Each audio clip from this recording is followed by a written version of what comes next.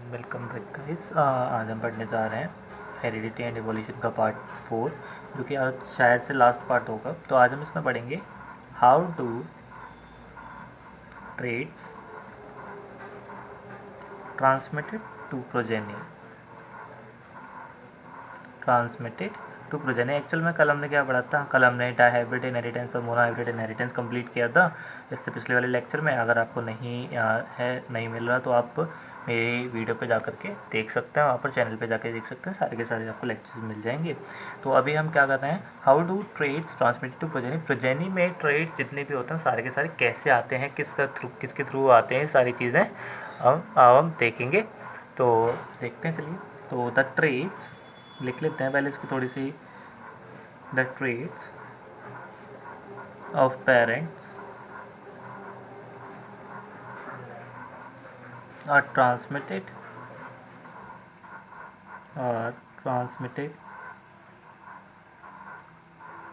To the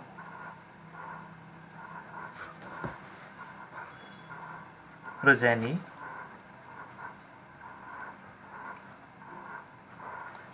through genes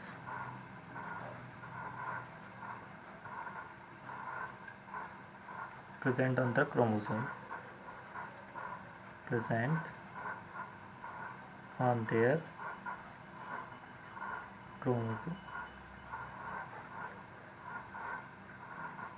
ठीक है। The traits of parents are transmitted to the progeny through genes present on the chromosome. मतलब chromosomes पर जो genes present होते हैं ना, उनके अकॉर्डिंग ही या उनके थ्रू ही सारे के सारे जो ट्रेड्स होते हैं वो प्रोजेनी के अंदर जाते हैं। मतलब ये कह सकते हैं कि अगर ये क्रोमोसोम है, ठीक है, क्या है ये क्रोमोसोम है, ये जो है वो कैपिटल टी और ये क्या है स्मॉल टी शो कर रहा है। इफ़ अगर ऐसा है तो क्या कर रहा है, ये कैपिटल टी शो कर रहा है और ये वाला क्या कर रहा है, स्मॉल टी शो कर रहा है। तो then at the time of gamete formation, at the time of gamete formation क्या होगा, जितने भी ये जीन्स होते हैं, जितने भी ये जो क्रोमोसोम्स होते हैं, ये बाइफर्केट हो जाते हैं, टूट जाते हैं दो हिस्सों में, ठीक है, ऐसे ही टूटते हैं। इस चीज़ को याद रखना। ये पे गैमेट्स बनते हैं तो ये जो सेल्स हैं वो ऐसे डिवाइड होती हैं। तो क्या होगा, अब ये जो गैमेट्स हो गए, ये वाली जो गैमेट बनाएंगे वो अलग होंगे और ये जो गैमेट्स बनाएंगे वो अलग होंगे। अब देखिए, अगर इस क्रोमोसोम को ऐसे तोड़ा जाए, इधर से इसको खींचकर तोड़ा जाए, इसको इधर से खींचकर तोड़ा जाए, तो क्या बनेगा, ये कैपिटल टी अलग हो गया और यहाँ पर एक स्मॉल टी अलग हो गया, ठीक है। तो ऐसे बनेगा, ये याद रखना, ये पूरा कैपिटल टी है, एक प्लस आएगा और ये जो स्मॉल टी है ये अलग आएगा, ठीक है। सो इसमें क्या होता है, एक और पॉइंट लिख लेते हैं, male and female gamete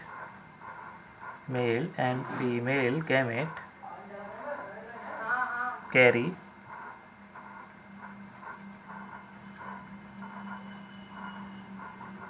one gene of the characteristic of the characteristic मतलब ये कि male and female gametes carry one gene of the character. मतलब कोई भी कैरेक्टर अगर होगा, कोई भी कैरेक्टर इसका हम रखते हैं, कोई भी कैरेक्टर यूज़ करते हैं, जैसे कि हम स्टेम हाइट ले लें या हम आई कलर ले लें या हम हेयर्स का पैटर्न ले लें, जैसा भी कोई भी कैरेक्टर लेते हैं तो उसमें क्या होगा, मेल और फीमेल के जो गैमेट्स होंगे वो सिर्फ एक जीन की पेयर को ही कैरी करेंगे। मतलब क्या होगा, जैसे कि सपोज कर लीजिए एक जीन को ही कैरी करेंगे। मतलब इसका एक बात समझ लीजिए कि अगर ब्राउन आइज़ हैं, ठीक है, अगर ब्राउन आइज़ हैं तो ब्राउन आइज़ में जो पेरेंट्स से क्या आ रहा है, एक मेल से आ रहा है ब्राउन आइज़ और फीमेल से आ रही है ब्लैक आइज़, ठीक। तो क्या होगा, उनमें से एक जीन ही जाएगा अलग से, ठीक है, मतलब एक जीन ही जाएगा। जैसे कि अब समझा देते हैं, जैसे सपोज कर लीजिए ये डीएनए का पार्ट है और ये क्या बना रहा है, स्मॉल टी का फॉर्मेशन बना रहा है, मेल बना रहा है, ठीक है, ये मेल के अंदर है। और ये क्या है, ये डीएनए का पार्ट है जो कि फीमेल के अंदर है, ये क्या बना रहा है, फीमेल, ठीक है, ये फीमेल के अंदर है।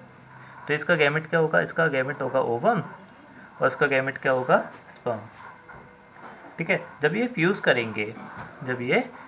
करेंगे तो क्या बनेगा, कैपिटल टी स्मॉल टी, क्या बनेगा, कैपिटल टी स्मॉल टी। तो क्या बनेगा इसमें, जायगोट, क्या बनेगा, जायगोट, जिसमें सारे के सारे ऑफस्प्रिंग क्या होंगे, ऑल ऑफस्प्रिंग आर टॉल, सारे तरह ऑफस्प्रिंग के होंगे। तो मतलब एक तरह से ये कहना चाह रहा हूँ मैं कि ये जो डीएनए का पार्ट है या ये जो डीएनए है वही गैमेट्स में आता है, यही जो है जीन्स जो होते हैं वो अगले वाले गैमेट्स में आएंगे और गैमेट्स ही जाकर के फ्यूज़ करके ज़ायगोट बनाएंगे जिसकी वजह से कैरेक्टर्स आते हैं। ठीक है, तो ये समझिए बात कि ये जो क्रोमोसोम है, क्रोमोसोम्स पर जीन्स लगे हुए होते हैं और वो जो जीन्स हैं वही एक कैरेक्टर को रिस्पॉन्सिबल कर रहे हैं, वही एक कैरेक्टर को बना रहे हैं। ठीक है, तो आफ्टर फर्टिलाइजेशन एक और लाइन है, देख लेते हैं फर्टिलाइजेशन। ये थोड़ी सी डोमिनेंट जीन तो हमें पता भी है ये वाली line. After fertilization dominant gene will show its phenotypic character. Obvious सी बात है, फर्टिलाइजेशन के बाद वो कैरेक्टर, वो जीन अपना फिनोटाइपिक कैरेक्टर शो करेगा जो डोमिनेंट होगा। जो रिसेसिव होगा वो कैरेक्टर शो नहीं करने वाला। इस चीज़ को याद रखें, क्या होगा, जो रिसेसिव होगा वो अपने कैरेक्टर शो नहीं करने वाला, ऑलवेज डोमिनेंट जीन ही अपने कैरेक्टर को शो करेगा। ठीक है, तो अब अगला एरिक चलते हैं। आपको ये समझ में आया कि क्या हुआ, तो ये जो जीन्स हैं वो कैसे पूरा उन्होंने ऑफस्प्रिंग पर कैसे उन्होंने कैरेक्टर्स लेके आए, किसके थ्रू कैरेक्टर्स के। उसके अलावा अब ये कुछ थोड़े से लास्ट के पॉइंट्स रह गए हैं, इनको देखना ज़रूरी है। उसके अलावा सेक्स डिटर्मिनेशन जो कि मोस्ट इम्पॉर्टेंट है, उसको हम देखेंगे। How do genes controls the trait. ये सबसे ज़्यादा इम्पॉर्टेंट होता है कि जीन जो है वो ट्रेट को कंट्रोल कैसे करता है, मतलब एक कोई कैरेक्टर है उसको कंट्रोल कैसे करता है, कोई भी जीन जो है वो कंट्रोल कैसे करता है। आप देखिए इसकी क्या है प्रोसेस है, तो इसकी प्रोसेस को पहले लिख लेते हैं और फिर समझ लेंगे।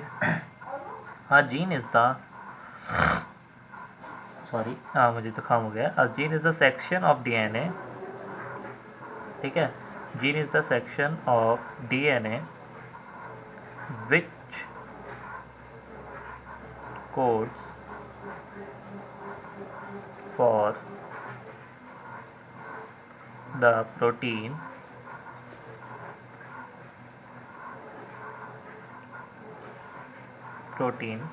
controlling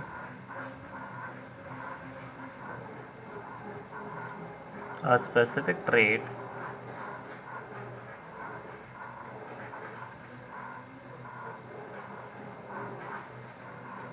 of an organism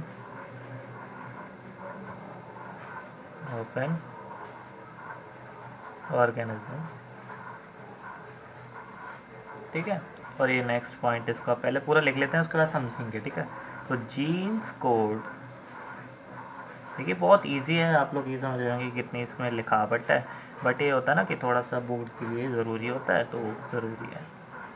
jeans code for a protein and that protein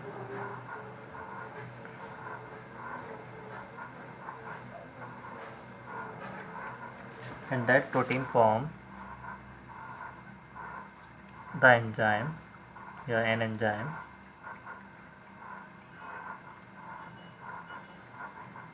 and deficiency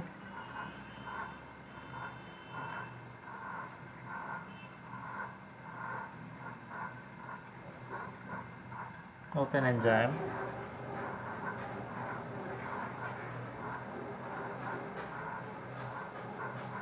can lead to the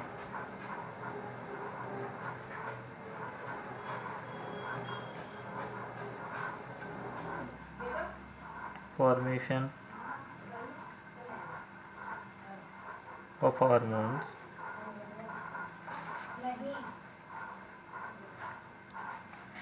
and quantity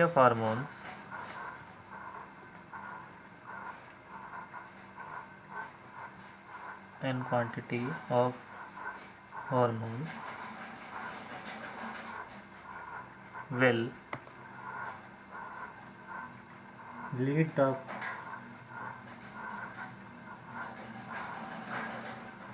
plant या ह्यूमन ट्रेट्स। अब देखिए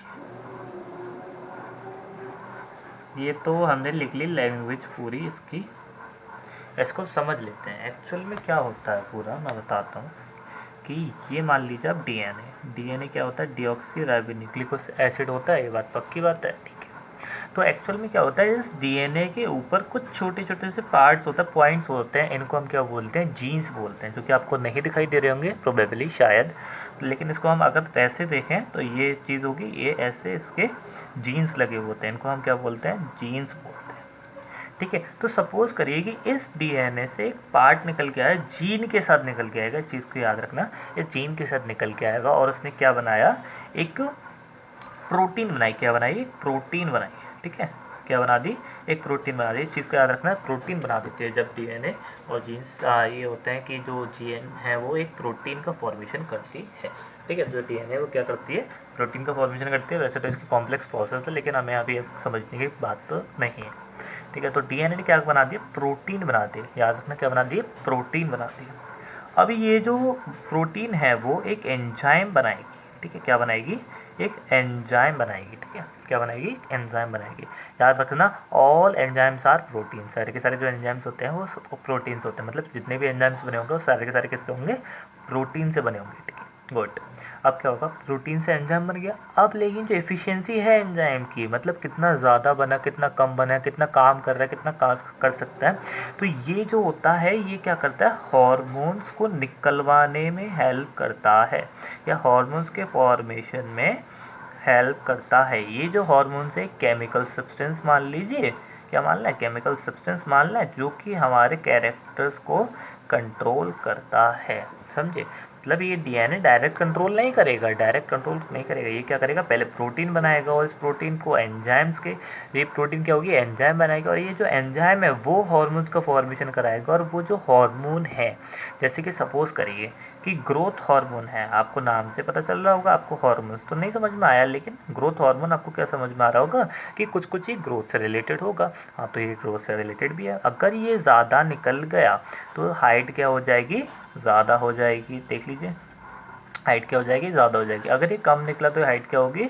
हाइट हो जाएगी कम। ठीक है, ऐसे होगा, हाइट क्या हो जाएगी, कम, और हाइट ज़्यादा कब होगी, जब ये ज़्यादा निकलेगा, और हाइट कम कब हो जाएगी, जब ये कम निकलेगा। तो गॉट इट, ऐसे होता है ये पूरा। मतलब देख लेते हैं एक और बार फिर से इसको पूरा, कि डीएनए से प्रोटीन बनी, डीएनए के सेक्शन से, छोटे से सेक्शन से क्या बनी, प्रोटीन बनी, और ये जो प्रोटीन है वो क्या बनाएगी, एक एंजाइम बनाएगी, क्या बनाएगी, एक एंजाइम बनाएगी, और ये जो एंजाइम है वो हार्मोन्स का फॉर्मेशन करेगी। किसका फॉर्मेशन करेगी, हार्मोन्स का फॉर्मेशन करेगी। हार्मोन्स के केमिकल सब्सटेंस है, और इनके फॉर्मेशन, जैसे कि सपोज कर लीजिए कि अगर ग्रोथ हार्मोन है तो वो क्या करेगा, अगर ज़्यादा निकल गया, ज़्यादा बन गया, तो हाइट को इंक्रीज़ कर देगा, और कम बना तो हाइट को डिक्रीज़ कर देगा, जिसकी वजह से कैरेक्टर्स जो हैं कंट्रोल हो रहे हैं। ठीक है, चलिए चलिए, तो नेक्स्ट टॉपिक क्या हमारा, homozygous and heterozygous and hetero. अब देखिए, होमोजाइगस और हेट्रोजाइगस क्या होता है ये देख लेते हैं। तो होमोजाइगस लिख लेते हैं पहले। होमोजाइगस क्या मतलब है, when organism has same type of, मैंने आई थिंक लिखवा दिया है ना, चलिए तब भी कोई बात नहीं है, लिख लेते हैं एक और बार, देख लेना, अगर आपने लोगों ने लिख लिया है तो कोई बात नहीं है, और नहीं लिखा तो आप लिख लें। Allylic pair for any character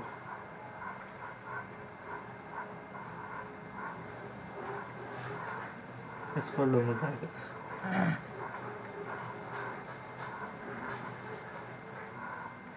देखिए, जब ऑर्गेनिज्म के पास सेम टाइप्स के एलील हों एक एलिलिक पेयर में, यानी कि जीन पेयर में जब भी होते हैं, तो क्या होगा, वो होमोजाइगस होगा। मतलब सर क्या हुआ है इसका, आपने तो लिख के रख दिया पूरा। देखिए, जैसे कि कैपिटल टी होता है या स्मॉल टी होता है, तो यहाँ पर मैंने क्या बोला था कि ये जो चीज़ होती है एक अकेली, इसको क्या बोलते हैं, जीन्स बोलते हैं, एलील्स बोलते हैं, क्या बोलते हैं, एलील्स बोलते हैं। ये जो दोनों एक साथ रखे हुए हैं, एक साथ सेम पेयर में है, सेम है, तो हम इसको क्या बोलेंगे, होमोजाइगस बोलेंगे। क्या बोलेंगे हम इनको, होमोजाइगस बोलेंगे। और यहीं पर अगर वेन ऑर्गेनिज्म, इसको लिख लें, organism has different type of alleles in an allelic pair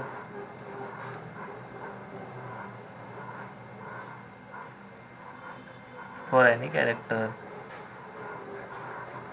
then it is called, बोलो, then it is called heterozygous. ठीक है, then it is called heterozygous. चलो, heterozygous वही सेम चैप ही है, कुछ नहीं किया मैंने. For example capital T small T. अब देखिए, कैपिटल टी स्मॉल टी भी टॉलनेस को प्रोवाइड कराता है और कैपिटल टी कैपिटल भी टॉलनेस को प्रोवाइड कराता है. लेकिन इसके जो एलील्स हैं वो सेम है या नहीं है, कैपिटल टी, लेकिन यहाँ पर क्या हो गया, डिफरेंट हो गया, एक कैपिटल टी और एक स्मॉल टी है. तो यहाँ पर क्या हो गया, हेट्रोजाइगस कंडीशन होगी. हेट्रोजाइगस मतलब एक तरह से कि डिफरेंट एलील्स प्रेजेंट हो गए एक जीन पेयर में. क्या हो गया, डिफरेंट एलील्स प्रेजेंट हो गए एक जीन पेयर में. ठीक है.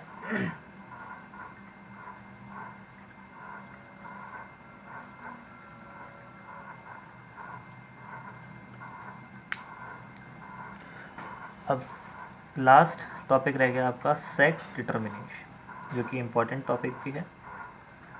सेक्स डिटर्मिनेशन पे क्वेश्चन आ जाते हैं तो आप उसको अच्छी तरह से पढ़ लें. सेक्स डिटर्मिनेशन क्या है, तो पहले लिख लें थोड़ा सा. द प्रोसेस बाय विच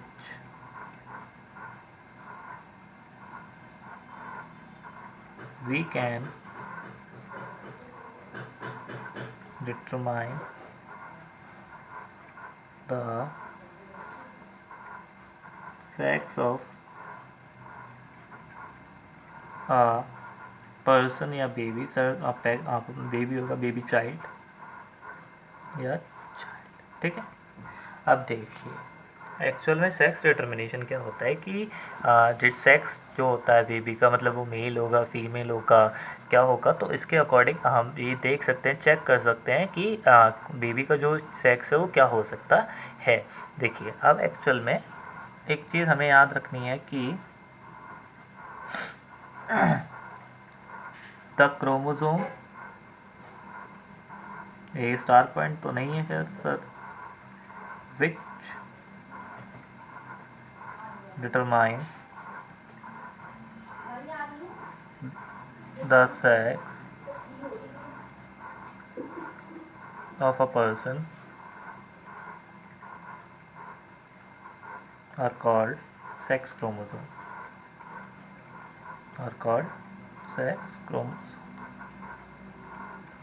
ठीक है. तो क्या होंगे, सेक्स क्रोमोसोम इनको बोलते हैं. मतलब ये कि वो क्रोमोसोम जो कि सेक्स को डिसाइड करे, मतलब मेल है या फीमेल है, और उनको हम क्या बोलेंगे, सेक्स क्रोमोसोम. ठीक है. these are present only in one pair. ठीक है. For example x. ठीक है, क्या एक्स और एक्स फॉर फीमेल्स, इसको क्या होगा, इसको हम फीमेल्स के लिए डिनोट करेंगे. मतलब एक्स और एक्स जो है वो किसके लिए डिनोट होगा, फीमेल्स के लिए डिनोट होगा. और एक्स और वाई किसके लिए डिनोट होगा, मेल्स के लिए डिनोट होगा. अभी आपको समझ में आएगा ये कि चक्कर क्या है. एक्स और एक्स किसके लिए डिनोट होगा, फीमेल्स के डिनोट होगा. आपको ये याद रखना पड़ेगा. और एक्स वाई किसके लिए डिनोट होगा, मेल के लिए डिनोट होगा. ठीक है.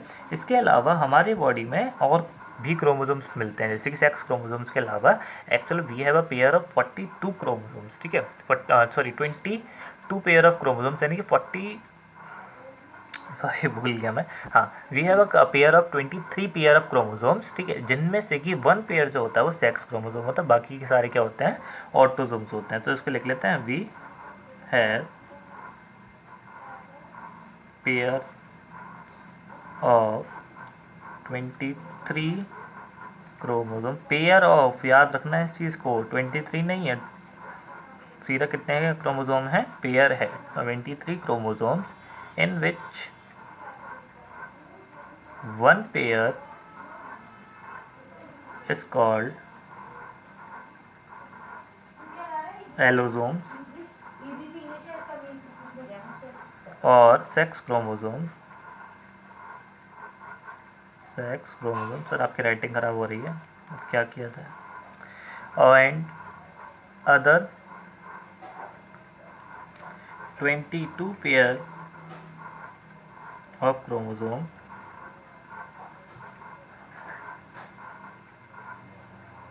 another 22 pair of chromosomes are called autosomes। Auto देखिए क्या हुआ, जब हमारे पास टोटल कितने पेयर ऑफ क्रोमोसोम्स होते हैं, 23 पेयर ऑफ क्रोमोसोम्स होते हैं, जिनमें से कि एक पेयर जो होता है वो एलोसोम से सेक्स क्रोमोसोम होता है, जो कि हमने पढ़ लिया एक्स एक्स और एक्स वाई। ठीक है, इसके अलावा क्या होगा, और अदर जो 22 पेयर ऑफ क्रोमोसोम होते हैं उनको क्या बोलते हैं, ऑटोसोम्स बोलते हैं। क्या बोलते हैं, ऑटोसोम्स बोलते हैं। अब देखिए हम इसको पहचानेंगे कैसे, हम इसको देखेंगे कैसे कि सर जो सेक्स है वो कैसे है। ठीक है, देख लेते हैं एक बार। ठीक है, देख, हाँ तो देखिए जैसे कि यहाँ पर एक्स एक्स है, यहाँ पर क्या है, फीमेल है। ठीक है, दिख रहा होगा। ठीक है, एक्स वाई क्या है, मेल है। अब इनके गैमेट्स बनेंगे, इनके गैमेट्स तो एक एक्स मान लेते हैं। ठीक है, पेयर में से एक ही निकलता है तो एक्स ले लेते हैं, और इनके पेयर में से अलग अलग हैं तो अलग अलग निकलेंगे। ठीक है, क्या बन गए, गैमेट्स हो गए। ये क्या हो गया, हमारे गॉडफादर पेरेंट्स हो गए। ठीक है, अब क्या होगा, इसका इसमें क्रॉस होगा। ठीक है, जो कि हमें पहले भी करते हुए आ रहे हैं, एक्स एक्स, और इसका इसमें भी क्रॉस होगा क्योंकि दोनों ही का क्रॉस होना ज़रूरी है। ठीक है, तो हमें क्या मिला, एक फीमेल मिली और एक क्या मिला, मेल मिला। सो देयर इज, इससे हम क्या कंक्लूजन पे निकलते हैं, सो देयर इज इसको बोलते हैं एक इलिस्ट्रेशन, लाइन डायग्राम बोलते हैं सेक्स डिटर्मिनेशन का। ठीक है, so there is 50% chances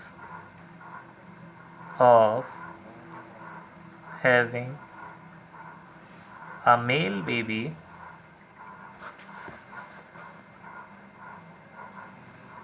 and having a female baby, having a female child। ठीक है, मतलब ये कि 50% चांसेस होते हैं मेल बेबी होने के और 50% ही चांसेस होते हैं फीमेल चाइल्ड होने के। अब एक बात बताइए, आप इस चीज़ को देखिए कि यहाँ पर फीमेल के पास कैसे क्रोमोसोम्स हैं, एक्स और एक्स यानी कि सेम क्रोमोसोम है। ठीक है, और यहाँ पर मेल के पास क्या है, एक्स और वाई यानी डिफरेंट क्रोमोसोम है। अब आप एक चीज़ देखिए, इस एक्स और एक्स में से एक ही गैमेट तो निकला, मतलब एक्स ही तो निकला, और इसमें से डबल गैमेट निकले। तो आप ये कह सकते हैं कि कौन जो सेक्स है, जो कौन डिसाइड कर रहा है, जो चाइल्ड का जो सेक्स है वो कौन डिसाइड कर रहा है। सो इस चीज़ को हमेशा याद रखें, मेल विल डिसाइड। ठीक है, फीमेल नहीं करती। So male will decide the sex of the new born baby. ठीक है, न्यू बॉर्न बेबी या न्यू बॉर्न चाइल्ड जो होती है, चाइल्ड होता है, उसका जो सेक्स है वो कौन डिसाइड करेगा, मेल डिसाइड करेगा। Can not, it can not be decided by female. Female decide नहीं कर सकती कि उसका जो सेक्स है वो क्या है, मतलब मेल है या फीमेल है। इस चीज़ को हमेशा याद रखें। बट एक्चुअल में पहले के टाइम पे ये होता था कि फीमेल्स को अब्यूज़ किया जाता, फीमेल्स को बोला जाता था कि आप एक लड़का पैदा नहीं कर पा रहे या लड़की ही पैदा कर रहे हैं। इस चीज़ के लिए मारा भी जाता था। इवन कई बार तो आपने मुझे ये भी सुना है कि केस का लीकेज या बहू की हत्या कर दी है, एट्सेट्रा एट्सेट्रा, बहुत सारी चीज़ें होती थी। आज भी गाँव में ये चीज़ें होती हैं। ठीक है, तो ये गलत है एकदम कि सिर्फ मेल ही डिसाइड कर सकता है, क्योंकि मेल के अंदर ही एक्स और वाई क्रोमोसोम होते हैं, फीमेल डिसाइड नहीं कर सकती। तो इस चीज़ को हमेशा याद रखें। तो male will decide the sex of a unborn baby, new born baby या न्यू बॉर्न चाइल्ड। सो आज आपका ये लेक्चर जो है वो ख़त्म हो चुका है, और इसके अलावा आपके इस लेक्चर में कुछ भी नहीं बचा। एंड हाँ, आपके इस लेक्चर में आप कुछ भी नहीं रह गया है, और इसके में अगर हो सकेगा तो वन शॉट भी बनाएंगे, one shot. So thank you for this. Please keep share, please share it and give a like and comment the favorite part. Thank you for this.